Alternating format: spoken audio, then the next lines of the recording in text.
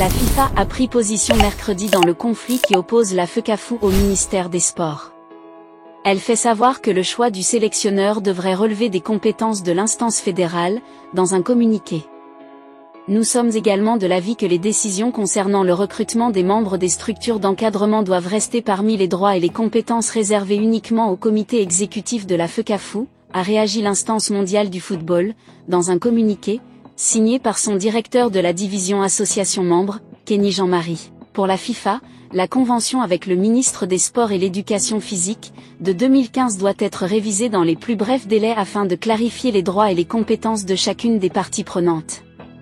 Depuis plusieurs semaines, le football camerounais vit une crise qui oppose le ministre des Sports, Narcisse Mouel Kombi, à Samuel Eto'o, le président de la FECAFOOT.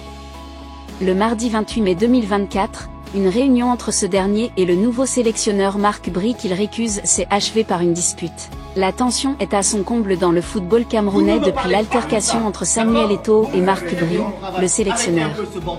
Cette situation a conduit à la mise à pied de Marc Bry et à la nomination de Martin Ndungu Mpilé comme sélectionneur par intérim.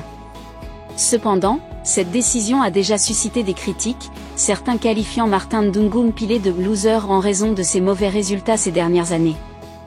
Malgré cette controverse, la FECAFOOT a annoncé que Martin Ndungu Mpilé assurera l'intérim pour les 2 matchs qualificatifs pour la Coupe du Monde contre le Cap-Vert et l'Angola.